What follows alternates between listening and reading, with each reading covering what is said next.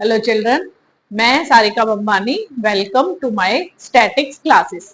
बच्चों, आज का हमारा टॉपिक है बेसिस ऑफ क्लासिफिकेशन। तो चलिए जल्दी से शुरू करते हैं क्लास विद मी।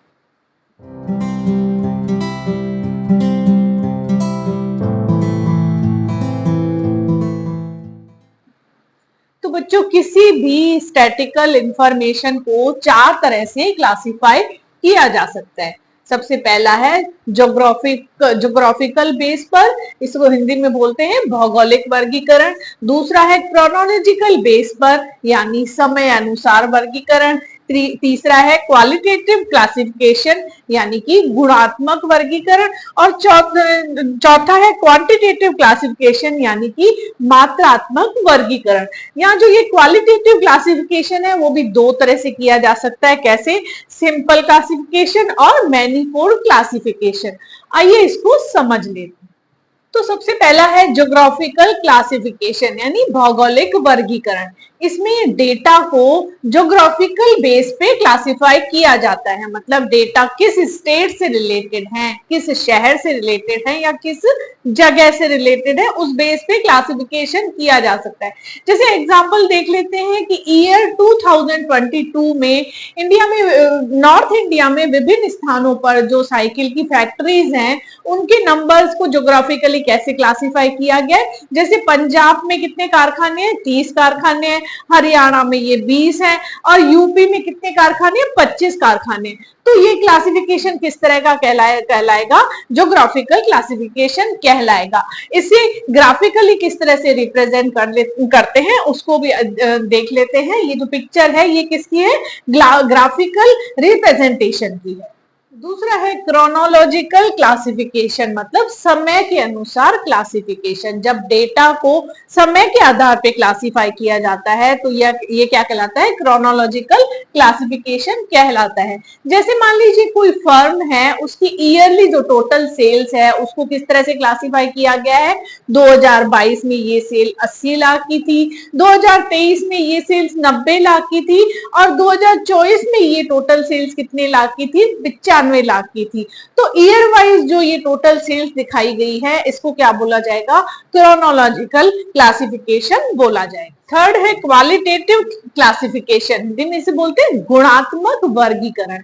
इसमें आंकड़ों में मौजूद गुण या विशेषता के आधार पर डेटा को क्या किया जाता है? क्लासिफाई किया जाता है, उसका वर्गीकरण किया जाता है। जैसे कोई धर्म, व्यवसाय या जनसंख्या का बौद्धिक स्तर, इस आधार पे, इन गुण के आधार पर जब डेटा को क्लासिफाई किया जाता है तो ये क्या कहलाता है? क्वालिटेटिव क्लासिफिकेशन कहलाता है। ये भी दो तरह का होता है। एक तो फर्स्ट होता है सिंपल क्लासिफिकेशन, दूसरा होता है मैनीफोल्ड क्लासिफिकेशन। सिंपल क्लासिफिकेशन में उस गुण के मौजूद होने या न होने के आधार पर दो ही ग्रुप बनेंगे। ठीक है, जैसे मान लीजिए किसी जगह, किसी एरिया की या किसी ग्रुप की हम लिटरेसी की जांच कर रहे हैं, शिक्षा की जांच कर रहे हैं, तो दो ही ग्रुप बन सकते हैं कि क्या ये शिक्षित है या अशिक्षित है, मतलब दो ही क्लासेस बनेगी।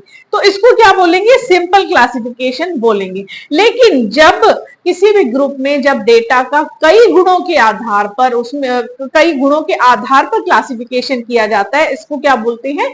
मैनीफोल्ड क्लासिफिकेशन बोलते हैं, बहुगुणी वर्गीकरण बोला जाता है। मान लीजिए एक फैक्ट्री है, उसमें जो मजदूर लेबर है, उसका मान लीजिए सर्वे किया गया और ये देखा गया काम के आधार पर इन्हें दो ग्रुप में बांटा गया कि कितने एफिशिएंट है, कितने इनएफिशिएंट है, कितने कुशल है और कितने अकुशल है। इसमें भी आगे क्या क्लासिफिकेशन किया गया कि कितने जो शिक्षित हैं, कितने अशिक्षित हैं और कितने ग्रामीण से क्षेत्र से रिलेटेड है और कितने शहरी क्षेत्र से रिलेटेड है। तो ये क्या है? इसको क्या बोला जाएगा? मैनीफोल्ड क्लासिफिकेशन बोला जाएगा। मतलब एक से अधिक गुणों के मौजूदगी के आधार पर उसको क्या किया जा रहा है? क्लासिफाई किया जा रहा है। नेक्स्ट है क्वांटिटेटिव क्लासिफिकेशन, यानी मात्रात्मक वर्गीकरण। इसमें डेटा को न्यूमेरिकल फैक्ट्स के बेस पे क्लासिफाई किया जाता है, नंबर्स को ध्यान में रखते हुए क्लासिफाई किया जाता है। इसमें सबसे छोटी और सबसे बड़ी संख्या को, सबसे छोटे और बड़े नंबर को ध्यान में रखते हुए क्या बनाए जाते हैं? क्लासेस बनाई जाती हैं और डेटा को उन क्लासेस में डिवाइड किया जाता है। इसका एक एग्जांपल हम देख लेते हैं। मान लीजिए यूपी में जो फर्म्स हैं, हैं, जो छोटी फर्म्स है, लघु उद्योग फर्म्स है, उनके एनुअल प्रॉफिट के बेस पे हमने उनको कैसे क्लासिफाई किया है कि 0 से 1 लाख, यानी 1 लाख रुपए से कम में उन 5 फर्म आती है, यानी 5 फर्मों को 1 लाख रुपए से कम प्रॉफिट हुआ है। फिर उसके बाद है 1 लाख रुपए से 2 लाख के बीच, यानी कि 150 फर्म को इतना प्रॉफिट हुआ है। फिर है 2 लाख से 3 लाख, मतलब 1500 जो फर्म्स हैं उनको 2 लाख से 3 लाख के बीच में प्रॉफिट हुआ है। फिर है 3 से 4 लाख के बीच में 800 फर्म्स को प्रॉफिट हुआ है, और 4 से 5 लाख के बीच में 400 फर्म्स को प्रॉफिट हुआ है, और 5 लाख रुपए से ऊपर टोटल 200 फर्म्स को प्रॉफिट हुआ है। तो ये क्या कहलाएगा? क्वांटिटेटिव क्लासिफिकेशन कहलाएगा। हम अपने स्टैटिक्स में इस तरह की क्लासिफिकेशन को ज्यादा पढ़ेंगे। तो इस एग्जांपल में हमारा स्टडी का बेस क्या है? प्रॉफिट, मतलब फर्म्स को कितना प्रॉफिट हो रहा है।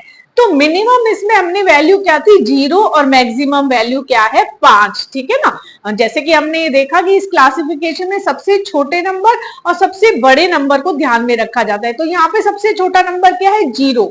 कितनी फर्म्स को 0 से 1 के बीच में प्रॉफिट हुआ है, ठीक है ना। और सबसे बड़ा नंबर क्या है? यहाँ पे 5 है ना। 5 लाख से ऊपर कितनी फर्म्स को प्रॉफिट हुआ है। तो स्टैटिक्स में ये इन वैल्यूज को क्या बोला जाता है? वेरिएबल बोला जाता है। और इस तरह की क्लासिफिकेशन को क्या बोला जाएगा? क्लासिफिकेशन बाय वेरिएबल्स, यानी कि चरात्मक वर्गीकरण बोला जाएगा।